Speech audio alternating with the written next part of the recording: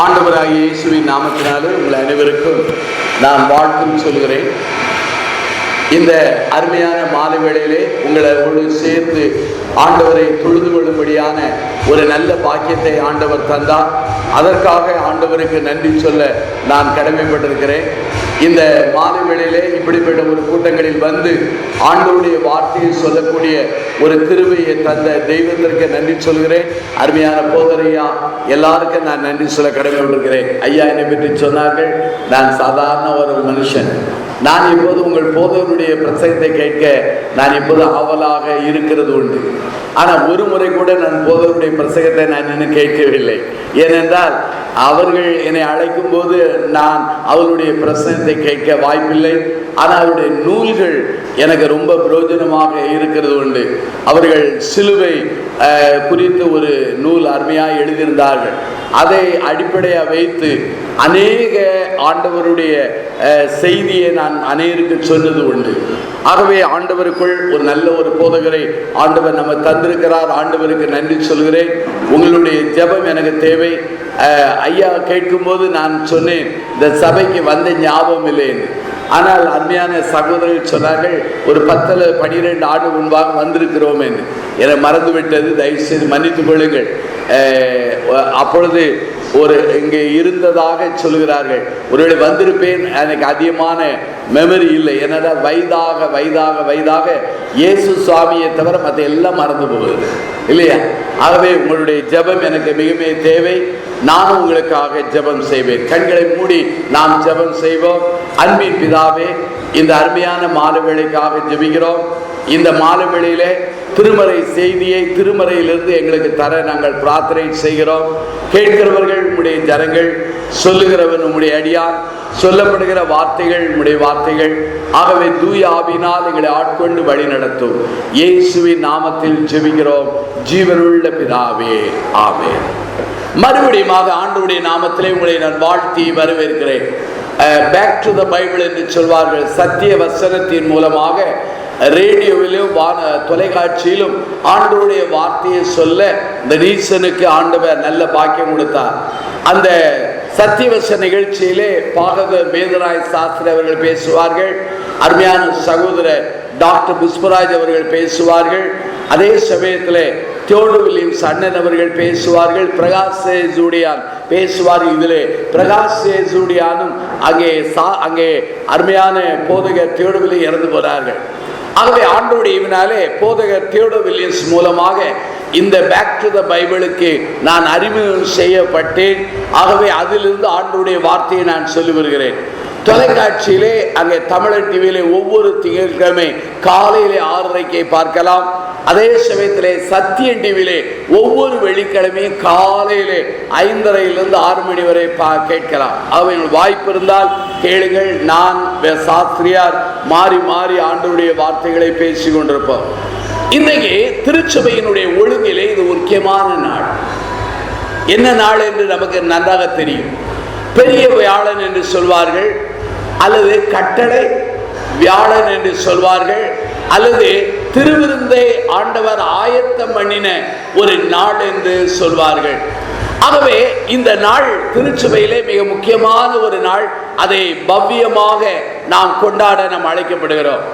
நான் என்னுடைய வாழ்க்கையிலே பழைய காலங்களில் ஒரு 5-6 ஆண்டுகளாக நான் எடுத்த ஒரே ஒரு முடிவு என்னவென்றால், பழைய பிரசங்கம் பண்ணக்கூடாது. பண்ணினால் என்ன செய்யணும்? புது பிரசங்கம் பண்ண வேண்டும் என்று ஒரு முடிவெடுத்து ஒரு 5-6 ஆண்டுகள் புது பிரசங்கங்களை ஆயத்தம் பண்ணி வருகிறேன். நீங்கள் கேட்கலாம், ஐயா ஒரே வேதாமத்திலே எப்படி புது பிரசங்கங்கள் பண்ண முடியும் என்று. ஆண்டவருடைய சன்னிதானத்திலே காத்திருக்கும் பொழுது, ஆண்டவர் உணர்த்தும் பொழுது, ஆண்டவர் நல்ல செய்தியை என்ன செய்கிறார்? தருகிறார். எவ்வாறு மன்னா அந்தந்த நாளுக்கு புதிதாய் கிடைக்கிறதோ அதே போல கிடைக்கிறது. நான் இன்னைக்கு காலையிலே 5 மணியிலிருந்து என்னுடைய உள்ளத்திலே போராடி நான் ஜெபித்துக் கொண்டே வந்தேன். ஆண்டவரே, இன்றைக்கு ஒரு நல்ல செய்தியை தாரும்.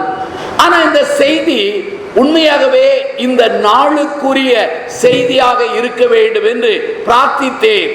செய்தி என்னுடைய மன ஓட்டத்திலே ஓடினாலும் அது ஒரு நிறைவுக்குள் வரவில்லை.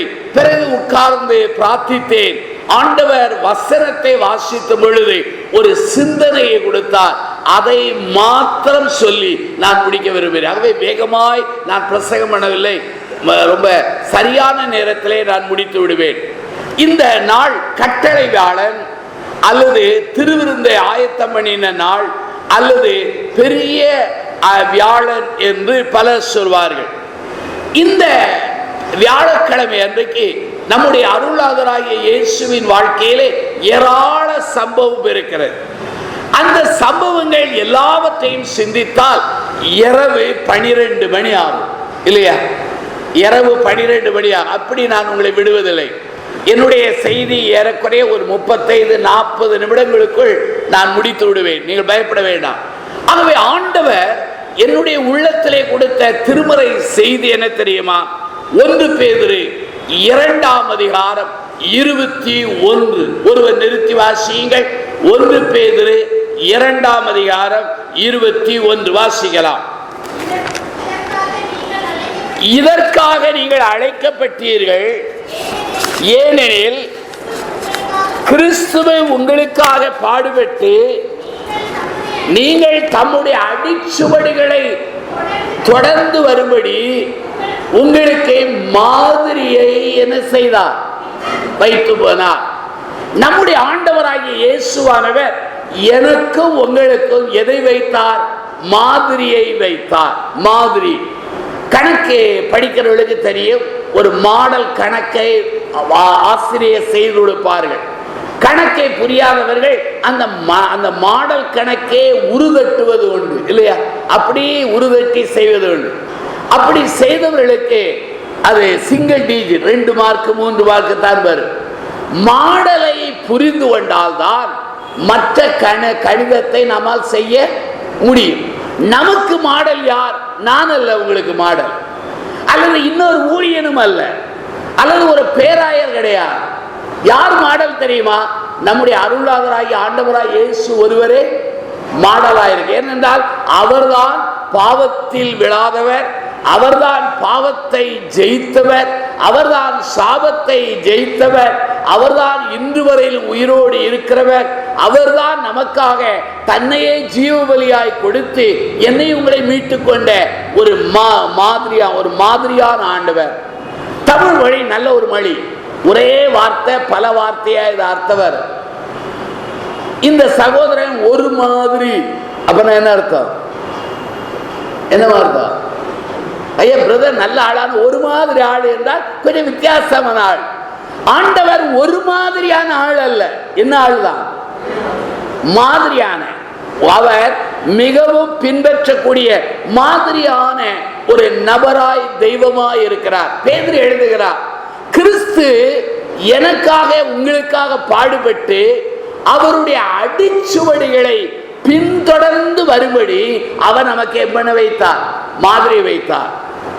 ஒரு கிராமத்துல ஒரு பையன் இருந்தான். அவனுக்கு ஒரு அப்பா இருந்தார், அம்மா இறந்து போனாங்க. பையனை கஷ்டப்பட்டு வளர்த்தார்.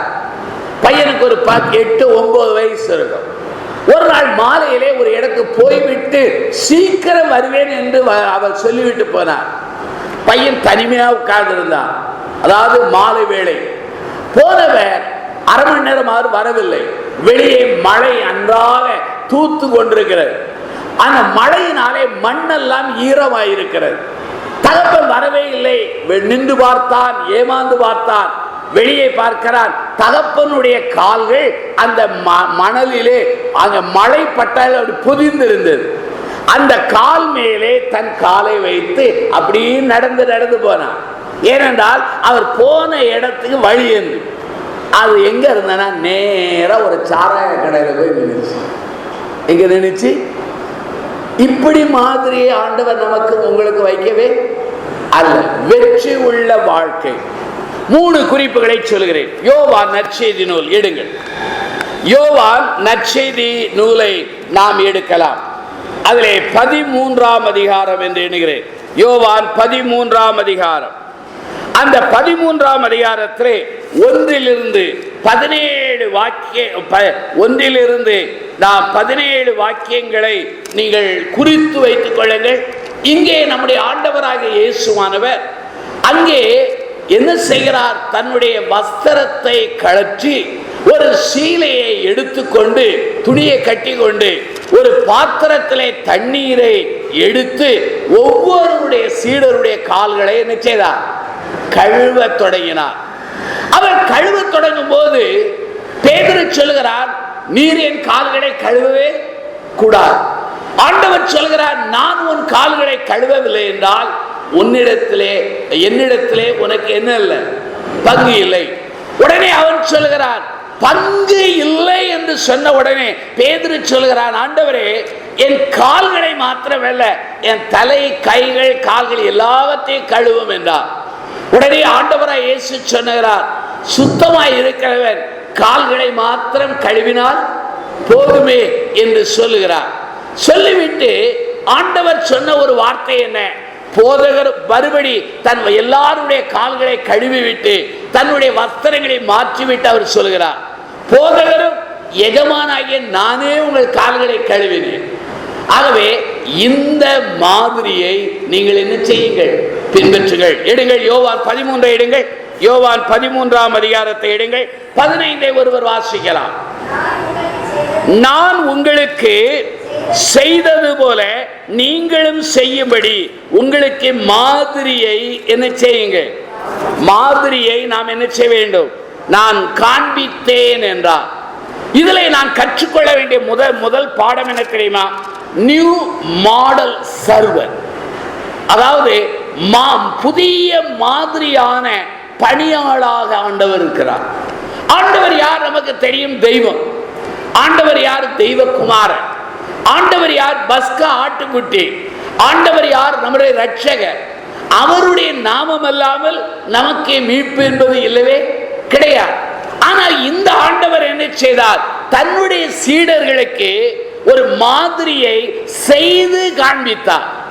அவர் சொல்லுகிறார், போதகரும் எஜமானாய் இருக்கிற நானே இதை செய்வேன், ஆனால் நீங்களும் இதை என்ன செய்யுங்கள்? செய்யுங்கள்.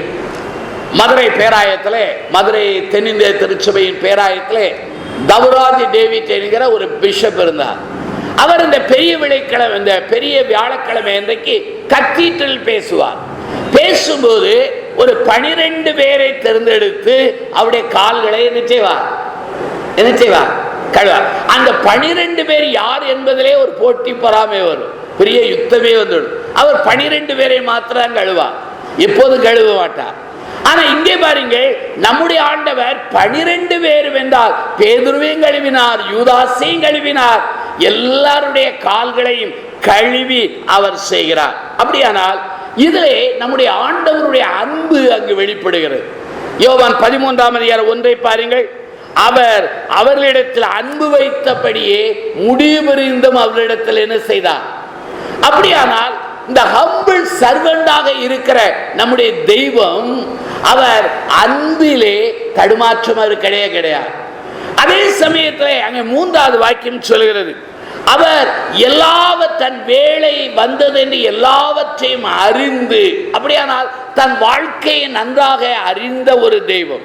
அந்த ஆண்டவர் அருமையாய் ஒவ்வொரு சீடருடைய கால்களை கழுவுகிறார்.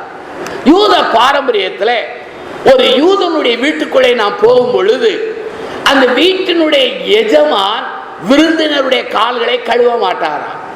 அந்த வீட்டில் உள்ள அடிமைதான் வீட்டுக்கு வந்த விருந்தாளியின் காலை என்ன செய்வார்?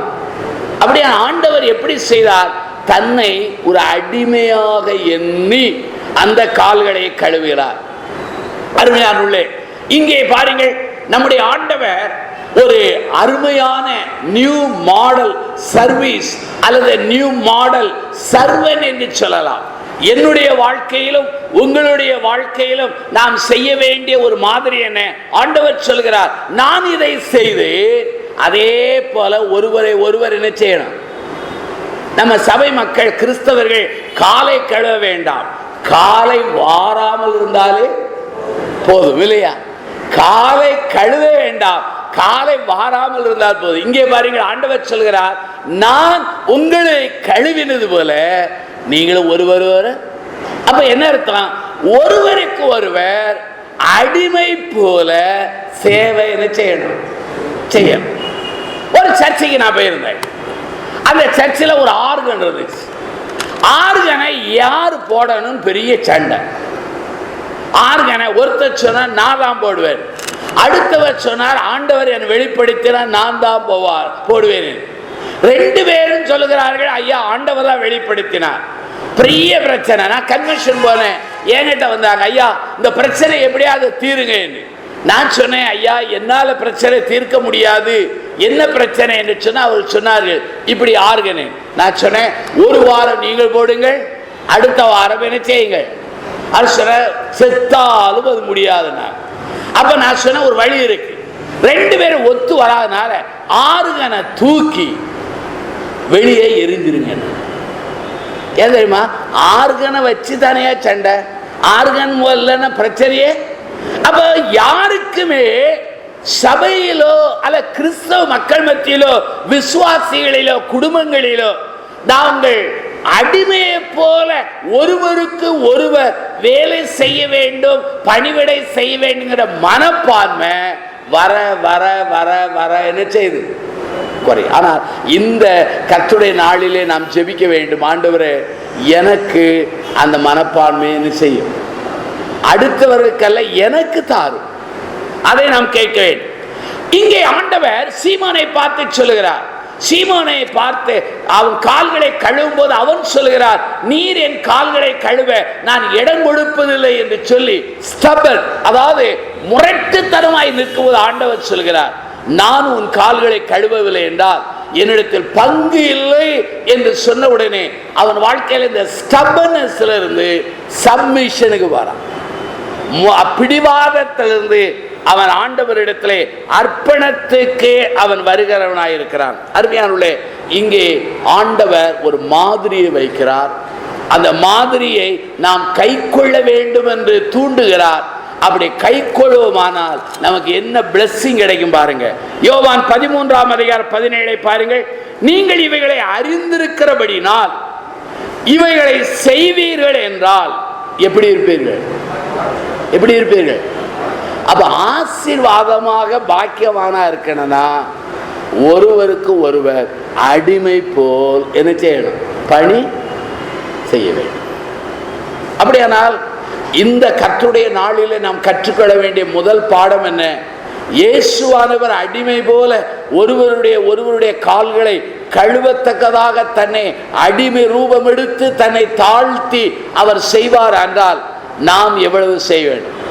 ஆனா இந்த காலத்துல பாருங்க, பெரியவர்களை சின்னவர்கள் காலை கழுவார்கள் இல்லையா, அநேக மார்க்கத்தில் நம்ம பார்க்கிறோம். பெரியவர்களை சின்னவர்கள் கால்களை நெச்சுகிறார்கள் கழுவ. இங்கே பாருங்கள், சாதாரணமான மக்களை ராஜா என்ன செய்கிறார், கழுவுகிறார். நான் இதை சிந்தித்த போது எனக்குள்ள அழுக வந்தது. ஐயோ, இப்படியான வாழ்க்கை நான் வாழுகிறேனா என்று சொல்லி என்னை மறுமதிப்பீடு செய்து என்னை அர்ப்பணம் செய்வேன். கைகூப்பி கேட்கிறேன், நம்முடைய வாழ்க்கையில் இந்த கர்த்தருடைய நாளிலே திருவிழா கலந்து விட முன்பாக நாங்கள் ஒருவருக்கு ஒருவர் இயேசுவை போல அடிமை போல பணி செய்வோம் என்று ஒரு முடிவெடுக்க வேண்டும். இரண்டாவது இன்னொரு காரியத்தை நான் சொல்ல விரும்புகிறேன். மத்தேயு நற்செய்தி நூலை எடுப்போம். மத்தேயு நற்செய்தி நூலை எடுங்கள். 26ஆம் அதிகாரத்தை நாம் புரட்டுவோம். மத்தேயு 26ஆம் அதிகாரத்தை நாம் புரட்டுவோம். அங்கே பாருங்கள், 26வது வாக்கியத்தை பாருங்கள். அவர்கள் போஜன பண்ணுகையில் இயேசு அப்பத்தை எடுத்து ஆசீர்வதித்து அதை பிட்டு சீடர்களுக்கு கொடுத்து நீங்கள் வாங்கி புசியுங்கள், இது என்னுடைய சரீரமாய் இருக்கிறது என்றார். இதற்கு முன்னால இப்படிப்பட்ட ஒரு ஆராதனையை ஆண்டவர் செய்ததே கிடையாது. அவருக்கு மரணம் நெருங்கிவிட்டது, தான் காட்டி கொடுக்கப்படுகிற நேரம் நெருங்கிவிட்டது, தான் மடிகிற நேரம் நெருங்கிவிட்டது, பிதா தனக்கு ஆயத்தம் பண்ணின அந்த பாத்திரம் நெருங்கிவிட்டது. இதையெல்லாம் அறிந்த ஆண்டவர் மேல் வீட்டு அறையிலே அவர் சீடர்களை உட்கார வைத்து அங்கே ராவிருந்து பண்ணுகிறார். முதலாவது சொன்னேன் என்ன செய்ய, நியூ மாடல்ஸ், அங்கே அங்கே சர்வீஸ் அல்லது சர்வன் என்று சொன்னேன். இரண்டாவது என்ன தெரியுமா, a new model supper என்று சொல்கிறேன்.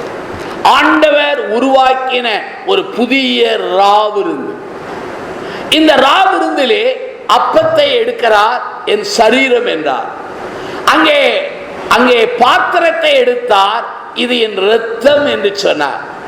இது புது உடன்படிக்கைக்குரிய அது இரத்தமாய் இருக்கிறது என்றார். அப்ப உங்களுக்கு புரியணும், பழைய உடன்படிக்கை ஒண்ணு இருக்கு, ஆனா இது என்னது? பழைய உடன்படிக்கையாலே செய்ய முடியாததை ஆண்டவர் புதிய உடன்படிக்கையினாலே செய்தார். ஆண்டவர் திருச்சபைக்கு 3 காரியம் கொடுத்தார். ஒண்ணு என்ன தெரியுமா? மகா பெரிய விருந்து, திருவிருந்து ஆராதனை. அறுப்பின் பண்டிகை அல்ல, திருவிருந்து ஆராதனை தான் மகா பெரிய விருந்து. மகா பெரிய கற்பனை என்ன? நான் உங்களில் அன்பாய் இருப்பது போல ஒருவரில் ஒருவர் அன்பாய் இருக்க வேண்டும் என்கிற கற்பனை. அப்ப மகா பெரிய விருந்து திருவிருந்து ஆராதனை, மகா பெரிய கற்பனை அன்பு கூறுகிற கற்பனை. மகா பெரிய கட்டளை என்ன தெரியுமா? திருச்சபைக்கு நற்செய்தியையும் அருப்பணியையும் நாம் செய்வதுதான் திருச்சபை கொடுத்த பெரிய கட்டளை. ஆனால் இங்கு ஆண்டவர் திருச்சபை கொடுக்கிறார், இது என்னுடைய இரத்தம், இது என்னுடைய சரீரம் என்று சொன்னார். அந்த திருவிருந்தில் யூதாசுக்கு இடம் உண்டு. மறுதலிக்க போகிற அங்கே பேதுருவுக்கு இடம் உண்டு. ஆண்டவருடைய விசாரணை செய்யும் போது ஒரு வஸ்திரத்தை விட்டுவிட்டு ஓடின ஒரு மனிதனுக்கு என்ன உண்டு? இடம் உண்டு. எல்லாருக்கும் இடம் உண்டு.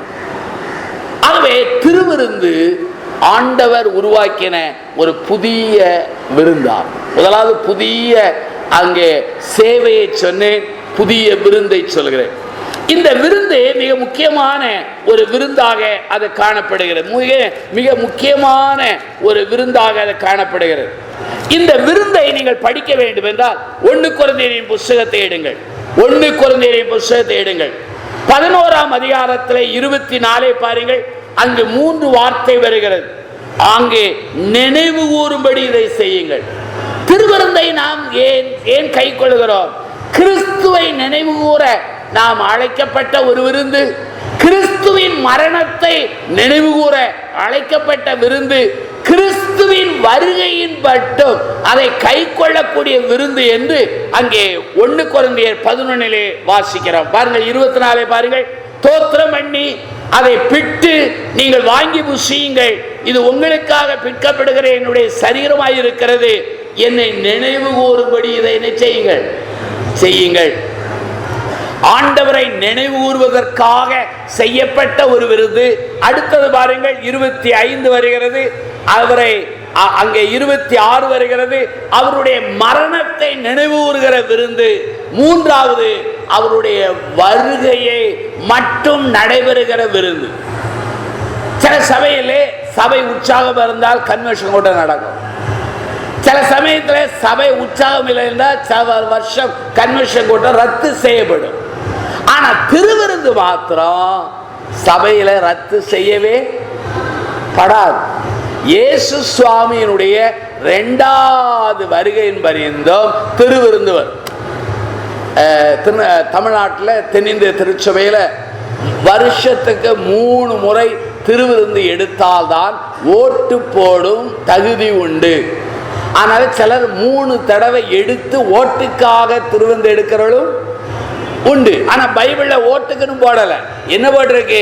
அவரை நினைவு கூற, அதே சமயத்தில் அவருடைய மரணத்தை நினைவு கூற, அதே சமயத்தில் அவருடைய வருகையின் பரிந்தும் அதை நினைவு கூற நாம் அழைக்கப்படுகிறோம். அருமையானுடைய திருவிருந்தை என்னுடைய தாழ்மையான ஒரு எண்ணம் என்ன, நான் சொல்வதை தப்பாய் புரிந்து கொள்ளாதீர்கள். திருவிருந்தை வாங்குவதற்கு எனக்கோ உங்களுக்கோ யாருக்கும் என்ன கிடையாது. இப்பதான் சிலருக்கு முகத்துல பிரகாசம் வருது, உண்மைதான். அதுக்காக தகுதி இல்லை என்பதற்காக கலந்து கொள்ளாமல் போய்விட கூடாது. நமக்கு தகுதி இல்லை, நம்மை தற்பரிசோதனை செய்து நம்மை ஆராய்ந்து பார்த்து தாழ்மையோடு அபார்த்தர தன்மையை உணர்ந்து திருவிருந்திலே நாம் கலந்து கொள்ள அழைக்கப்படுகிறோமே தவிர திருவிருந்திலே உதாசனப்படுத்தக்கூடாது. சிலர் திருவிருந்தை ஆயத்தம் இல்லாமல் செய்வார்கள். அதனுடைய விளைவு என்ன தெரியுமா? அவர்களுக்கு மரணம் வரும், வியாதி வரும் என்று இதே 1 கொரிந்தியர் சொல்லப்படும். ஒரு சபைக்கு நான் பேச போயிருந்தேன். அதுக்கு முந்தின வாரம் ஒரு சம்பவம் நடந்துச்சு. அந்த சபையில போதகர் நல்ல வைராக்கியமாய் பாரத்தோடு பிரசவம் பண்ணுகிறவர். அந்த போதகருடைய போதனை அங்குள்ள சபையில் உள்ள மக்களுக்கு பிடிக்கல. ஆகவே ஒரு நாள் ஞாயிற்றுக்கிழமையிலே போதகரும் உதவி போதகரும் சேர்ந்து பெரிய சபை நற்கரணையை ஆயத்தம் பண்ணிவிட்டு அதற்குரிய ஜெபத்தை நடத்திவிட்டு சபையாரை வாருங்கள் ஆயத்தமாயிருக்க சொன்னார். இந்த போதகரை பிடிக்காத அந்த குரூப் அப்படியே போய் எங்க போயிடுச்சு, ஆல்டர்ல போய் கிராதியில முழங்கால் போயிடுச்சு. போதகரை உதவி போதகை கொண்டு போய் அப்பத்தையும் ரசத்தையும் கொடுக்கும் போது அவங்க சொன்னாங்க, நீங்க 2 பேரும் கொடுக்க எங்களுக்கு என்ன கிடையாது, உங்களுக்கு தகுதி கிடையாது. நீங்க நம்புறீங்களோ இல்லையோ, அந்த குரூப் உள்ள லீடரு அந்த பாத்திரத்தையும் அப்பத்தையும் எடுத்து அவரே தன் குரூப்புக்கு என்ன செய்தார், கொடுத்தார். முழு சபையும் உறைந்து பார்த்தது. இது ஒரு நல்ல காரியம் அல்ல. நான் ஒரு சுசேஷகர், நான் பிரசங்கம் பண்ண முடியுமே தவிர திருமுழுக்கு என்னால் கொடுக்க முடியாது. நான் பிரசங்கம் பண்ண முடியுமே தவிர திருவிருந்து என்னால் கொடுக்க முடியாது. நான் பிரசங்கம் பண்ண முடியுமே தவிர என்னால திருமணத்தை நடத்த முடியாது. ஆனா போதகருக்கு 3 கிருபை இருக்கு. என்ன தெரியுமா? திருமுழுக்கு கொடுக்கிறது அவர்தான், திருமணத்தை நடத்துறது அவர்தான், கடைசியா திரு அடக்கம் பண்ணுகிறவர் யார் தான்? என்ன சத்தமே இல்லை, அதான் அவருக்கு கிருபை இல்லையா? ஆனா போதவருடைய வேலையை போல கஷ்டமான வேலையே இல்லை. ஏன் தெரியுமா? உயிர் உள்ளவனுக்கும் ஜெபம் பண்ணணும், உயிர் இல்லாதவனுக்கும் என்ன செய்யணும், ஜெபம் பண்ணணும். அதாவது உத்தரத்துக்கும் ஜெபம் பண்ணணும், இரும்புக்கும் ஜெபம் பண்ணணும். சில டவுரி வாங்கினா அதையும் வாங்கி என்ன செய்யணும், ஜெபம் பண்ணணும். பெரிய கஷ்டம் இல்லையா? நான் சில சமயம் யோசிப்பேன், ரொம்ப கஷ்டமான பணி. ஆனா இங்கே பாருங்கள், அநேக திருவிருந்தை தப்பாக அவர்கள் பயன்படுத்துகிறார். என்ன ஆண்டவருக்குள்ள ஒரு போதகர் வழி நடத்தினார். அவர் பேர் மௌலவி ஜோமணின்னு ஒரு போதகர். அவர் என்னை நன்றாக, அவருக்கு வைராக்கியமானவர், ஜெப மனிதர். அதாவது 3 மணி நேரம் 4 மணி நேரம் ஜெபம் பண்ணுவார். ஆனால் அருளுரை ஆற்றுகிற அந்த கிருபை கிடையாது. அவர் என்னை அழைத்து கொண்டு போய் தன் வீட்டில் இருக்கிற கமாண்ட்ரி எல்லாம் என்கிட்ட கொடுத்து வாசிக்க சொல்வார். தம்பி, ஒரு நாள் கர்த்தர் உன்னை பயன்படுத்துவார் என்று சொல்வார். அந்த போதகர் தன் சபையில ஒரு காரியம் செய்தார். சபையில் உள்ள பெரிய முக்கியமான ஒரு மூப்பர் சபைக்கு அள்ளி கொடுப்பார். ஆனா ஆராதனை நேரத்தில் சர்ச்சுக்குள்ள வரமாட்டார்.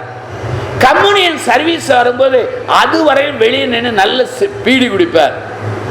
ஆராதனையில கம்யூனியன் கொடுக்கும் போது வந்து அந்த வாயோடு எதை சாப்பிடுவார்.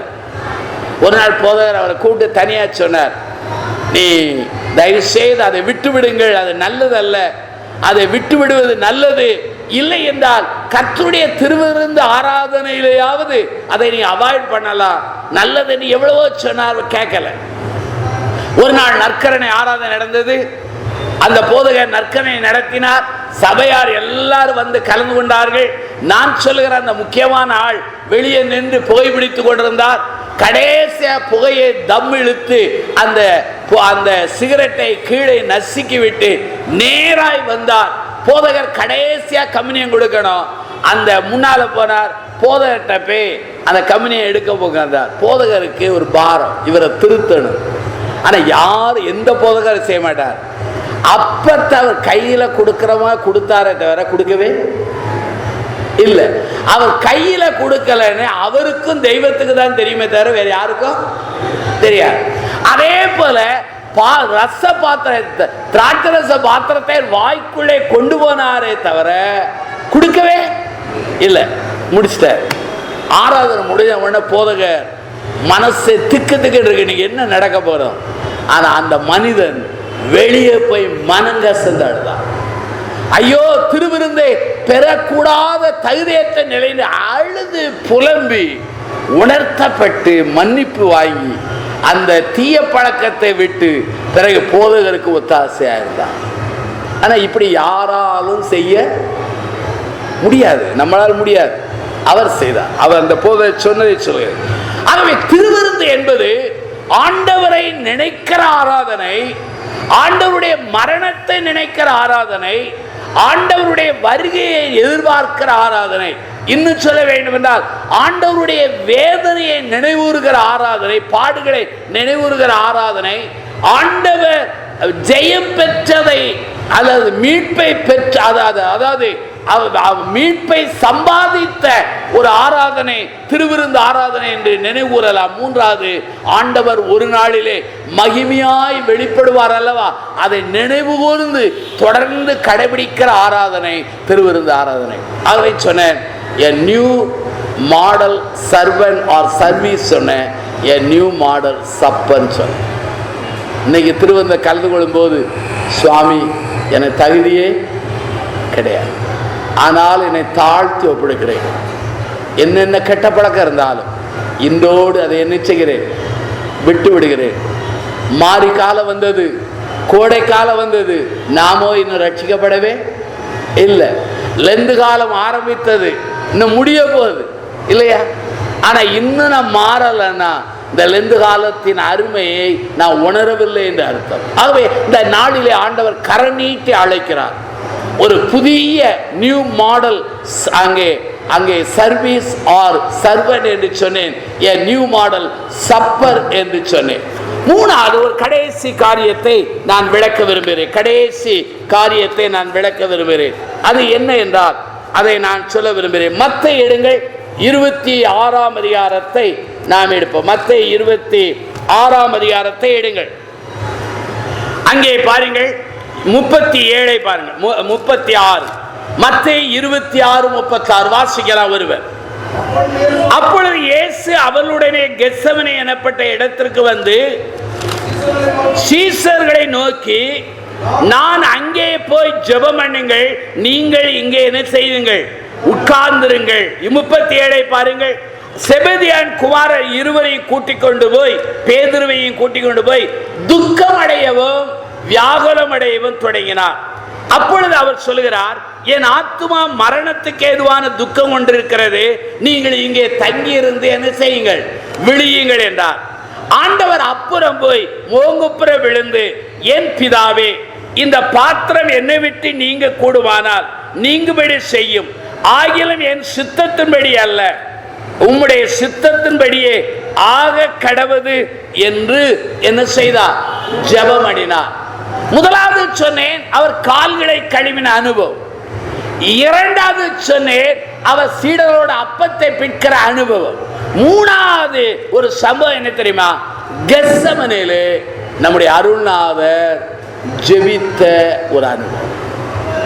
ஜெபித்த அனுபவம். இடையில ஒரு நெட்டில் ஒரு சம்பவத்தை நான் வாசித்தேன். ஒரு வாலிபன், அவனுடைய வாழ்க்கையிலே நன்றாக சுகதையான வாலிபன், அவனை நல்ல ஸ்கேன் பண்ணி பார்த்தாங்க, அவன் உடம்புல இருதயத்துல ஒரு வியாதி கிடையாது. ஆனால் திடீரென்று யோசித்தால் அவன் உடம்புல இருந்து வேர்வை ரத்தமாய் வரும். நெட்ல கூகுள்ல போட்டிருந்தாங்க. அதை நன்றாக சோதித்து பார்த்தபோது அந்த வாலிபனுடைய தாய், அவனுடைய சகோதரி, 2 பேரையும் முரட்டு மனிதர்கள் அவர்களை கெடுத்து மானபங்கம் பண்ணி அவர்களை கண் எதிராக கொன்று போட்டதை அந்த பையன் நினைக்கும் போதெல்லாம் அந்த இது என்ன செய்து வருது. அதிலிருந்து அவனுக்கு விடுதலைக்கு வழியை சொன்ன போது அது நின்று விட்டு. அப்படியானால் நம்முடைய ஆண்டவர் வேர்வை சிந்துகிறார் என்றால் அவருடைய உள்ளத்துல எவ்வளவு பெரிய பாரம். இந்த கெத்செமனே ஜெபம் ஒரு வித்தியாசமான ஒரு ஜெபம். என்ன ஜெபம் பாருங்கள். முதலாவது, அவர் எப்படி ஜெபித்தார், தனியாய் ஜெபித்தார். சீடர்களை அழைத்து போனார். சீடர்களை தூரத்தில் இருந்து ஜெபியுங்கள் என்று சொன்னாரே தவிர ஆண்டவர் தனியாய் அவர் ஜெபித்தார். அநேக சமயங்களிலே நாம் எத்தனையோ நபரோடு இருந்தாலும் கூட சில சமயம் நானும் நீங்கள் கைவிடப்படுகிறோம். அவர் தனிமையாய் ஜெபித்தார். இரண்டாவது எப்படி ஜெபித்தார் தெரியுமா, ஒரு மகனை போல ஜெபித்தார். பிதாவே, இந்த பாத்திரம் என்னை விட்டு நீங்க கூடுமானால் நீங்கும்படி செய்யும் என்று ஒரு மகனை போல அவர் பிரார்த்தனை செய்தார். முதலாவது லோன்லி, இரண்டாவது அவருடைய பிரேயர் என்ன தெரியுமா, சன்ஸ் பிரேயர். மூன்றாவது என்ன தெரியுமா, அவருடைய ஜெபம் a prayer of resignation என்று சொல்லலாம். அதாவது தன்னுடைய சுய சித்தத்தை அவர் ஒழித்து போட்ட ஒரு ஜெபம். பாருங்கள், மத்தேயு 26ஆம் அதிகாரத்தை பாருங்கள், அங்கே 39 வருகிறது. என் பிதாவே, இந்த பாத்திரம் என்னை விட்டு நீங்க கூடுமானால் நீங்கும்படி செய்யும், ஆகிலும் என்னுடைய சித்தப்படி அல்ல உம்முடைய சித்தத்தின்படியே ஆக. இரண்டாவது தடவை அவர் ஜெபிக்கும் போது சொல்கிறார், பிதாவே, இந்த பாத்திரத்தில் நான் பானம் பண்ணினால் ஒழிய இது என்னை விட்டு நீங்க கூடாதாயில் உம்முடைய சித்தத்தின்படியே ஆக. இதிலே தேவ சித்தம், சுய சித்தம் இரண்டும் போராடும் பொழுது அவர் சுய சித்தத்திற்கும் சொந்த சித்தத்தை இடம் கொடாதபடி அவர் பிதாவின் சித்தத்திற்கு முழுமையாய் கையளிக்கப்பட்ட அந்த தன்மையை நான் பார்க்கிறோம். ஆகவே ஒரு மனிதன் எப்படி ஜெபிக்க வேண்டும் என்பதை ஆண்டவர் கற்றுக் கொடுக்கிறார். நம்முடைய ஜெபம் எல்லாம் சுய ஜெபம் தான். ஒரு வீட்டுக்கு நான் போயிருந்தேன். 2 பேர் ரிட்டையர்ட் ஆனவங்க. ஐயாவுக்கு 65 வயசு, அம்மாவுக்கு 63 வயசு இருக்கும். அந்த கன்வென்ஷன் கூட்டத்தில் அவங்க வீட்டில் தான் என்னை தங்க வச்சாங்க. 2 பேருக்கும் டிவி பார்க்கறதுல அலாதி வரம் உண்டு. டிவியில சினிமா பார்க்க மாட்டாங்க, சீரியல் பார்க்க மாட்டாங்க, கிரிக்கெட் பார்ப்பாங்க. அவங்களுக்கு இந்தியாவும் பாகிஸ்தானும் அங்கே கிரிக்கெட் விளையாடுறத பார்க்கும்போது ரொம்ப அலாதி சந்தோஷம். நான் பார்க்கும்போது 2 பேரும் சோபா செட்டுக்கு மேலே காலை மடக்கி சம்மணம் கட்டி உட்கார்ந்து பார்ப்பாங்க. அந்த ஐயாவுக்கு இந்தியா மேல ஆழமான பற்று, இந்தியா ஜெயிக்கணும்னு எப்போது விரும்புவாங்க. அந்த அம்மா இந்தியாவில் பிறந்தாங்க, ஆனா பாகிஸ்தான்ல பிறக்க வேண்டியவங்க. ஆனா பாகிஸ்தான் தான் ஜெயிக்கணும்னு வைப்பாங்க. இந்த இந்தியா ஒரு 5 ரன்னை கூடிட்டுனா இவர் உடனே சோபா செட்ல குதித்து 2 கையை வைத்து அல்லேலுயாம்பார். அந்த அம்மா என்ன செய்யும், இந்தியாவில் 2 கிரிக்கெட் அவுட் ஆயிட்டுனா அந்த அம்மா துள்ளி குதித்து அல்லேலுயான்னு சொல்லும். நான் அந்த அல்லேலுயா சத்தத்தை பார்த்தோட வெளியே வந்து பார்த்தேன். 2 பேர் டென்ஷனா இருந்தாங்க, நான் கவனிக்கிறேன். அப்ப 2 பேர்ல கணவன் சொன்னார், என்ன அந்த ஐயா, இந்தியா ஜெயித்தால் ஆலய ஆராதனையில 500 ரூபாய் தோத்திர காணிக்க போடுவேன். அந்த அம்மா சொல்லிச்சு, அங்கே பாகிஸ்தான் ஜெயித்தால் அங்கே 1000 போடுவேன். கடைசி அன்னைக்கு பார்த்து 2 பேரும் ஜெயிக்கல, டிரால முடிஞ்சிச்சு. ஏன் தெரியுமா, இவங்க 2 பேருடைய பணமும் ஆண்டவருக்கு. அப்ப எல்லாருக்கும் சுய ஆசை உண்டு, சுய விருப்பம் உண்டு. தாவீதுக்கு ஆலயம் கட்டுவது என்பது சுய விருப்பம், ஆனா ஆண்டவருடைய சித்தம் அது அல்ல. டிசையர் என்பது வேறு, காட்ஸ் வில் என்பது வேறு. டிசையர் என்பது நம்முடைய ஆசை, விருப்பம். ஆனால் ஆண்டவருடைய சித்தம் என்பது வேறு. நான் போதகரா போகணும்னு ஆசைப்பட்டேன். ஆனா நான் ஜெபித்த போது, நான் தேவசபையில உட்கார்ந்த போது எனக்கு ஆண்டவர் கொடுத்த வசனம் என்ன தெரியுமா, சுவிசேஷனுடைய வேலையை செய். உடனே நான் போதற வேலையை விட்டுட்டேன். அந்த வேலையை போகாமல் இந்த பணிக்கு வந்தேன். ஏன் தெரியுமா, என்ன ஆசை ஆண்டவருக்கு ஒத்து வரவில்லை. ஆனா என்ன தேவனுடைய ஆசை என்ன, நான் போதக பணிக்கு அல்ல, நற்செய்தியானாய் வர வேண்டும். இங்கே பாருங்கள், இவர் கெத்செமனேல ஒரு பெரிய போராட்டம். அந்த பாடுகளின் பாரம், மனுகுலத்தின் பாரம், அவர் சிலுவையிலே படுகிற வேதனையின் பாரம் எல்லாவற்றையும் அறிந்த தெய்வம் அவர் ஜெபிக்கிறார். பிதாவே, உமக்கு சித்தமானால் இந்த பாத்திரம் என்னை விட்டு நீங்கும்படி செய்யும் என்று சொன்னார். பிறகு 2வது 3வது சொல்கிறார், reservation of the own will, அதாவது தன்னுடைய சுய சித்தத்துக்கு ராஜினாமா பண்ணுகிறார். என் சித்தம் அல்ல, உம்முடைய சித்தத்தின்படியே. அப்ப நம்ம ஜெபத்துல என்ன ஜெபம் பண்ணாலும் கடைசியா என்ன சொல்லணும் தெரியுமா, பிதாவே, தேவனே, உம்முடைய சித்தத்துக்கு என்னை, சத்தம் குறைஞ்சிட்டு பாருங்க, சித்தத்துக்கு என்னை. ஏனென்றால் ஆண்டவருடைய சித்தம் தான் நம்ம திட்டத்தை காட்டிலும் பெரியது. ஆண்டவருடைய சித்தத்தின் விளைவு என்ன தெரியுமா, கிறிஸ்து பாடுபட்டதினாலே நாம் மீட்கப்பட்டோம், பரலோகத்தின் வாசல் திறந்தது, திருச்சுவை உருவானது, நித்தியத்துக்கு செல்வோம் என்கிற நம்பிக்கை நமக்கு கிடைத்தது. அப்படியானால் 3 காரியங்களை சொன்னேன். முதல் காரியம் என்ன தெரியுமா? ஒரு முதல் காரியம் new model service or servant என்று சொன்னேன். இரண்டாவது என்ன? a நியூ மாடல் சப்பர் என்று சொன்னேன். மூன்றாவது என்ன தெரியுமா? a new model prayer type என்று சொன்னேன். இதை நான் உணர்த்தப்பட்டதினாலே இந்த செய்தியை சொல்லியிருக்கேன். இப்ப சொல்லுங்க, நீங்க நாம் திருவிருந்தில் கலந்து கொள்ள போகிறோம். ஆண்டவர் சீடருடைய கால்களை கழுவினது போல நானும் நீங்களும் அடிமையாய் மாறுவேன். கிறிஸ்தவ வாழ்க்கை போதனை கிடையாது, பாடல்ல கிடையாது, ஊழியத்துக்கு கொடுக்கறதுல இல்ல, வாழ்க்கை தான். இரண்டாவது, கிறிஸ்தவ வாழ்க்கையிலே ஆண்டவர் அந்த மாடல் சப்பரை திருவிருந்தை ஏன் உருவாக்கினார் என்றால், அவரை நினைவூர, அவருடைய மரணத்தை நினைவூர, அவர் திரும்ப வருவதை நினைவூர நாம் செய்கிற ஒரு ஆராதனை. திருவிருந்த ஆராதனை கடவுளுக்கு நமக்குள்ள உறவை சரி பண்ணுகிறது, நமக்கும் மற்றவர்களுக்குள்ள உறவை சரி பண்ணுகிறது. மூன்றாவது, ஆண்டவர் நமக்கு கற்றுக் கொடுத்த மூணாவது காரியம் என்ன? a new model prayer type. அவர் கெத்செமனே எப்படி ஜெபித்தார்? பிதாவே, என் சித்தம் அல்ல, உம்முடைய சித்தத்தின்படியே. ஆகவே நம்முடைய வாழ்க்கையிலே சுய சித்தத்தை சிலுவையில் அறைந்து, தெய்வமே என் சித்தத்தை உடைத்து போடும், என் வாழ்க்கையிலே மற்றவர்கள் சித்தத்தை உடைத்து போடும், கர்த்தாவே உம்முடைய சித்தத்தை நிறைவேற்ற என்னை வழி நடத்தும் என்று சொல்லுவோம். ஆண்டவருடைய சித்தத்தை செய்வது கடினம்தான், ஆனால் அப்படி செய்தால் ஆண்டவருக்கு மகிமை, மற்றவர்களுக்கு மகிமை. எழுந்திருப்போமா? பிரார்த்தனை செய்வோம். எல்லாரும் எழுந்து நிற்போம், ஜெபம் செய்வோம்.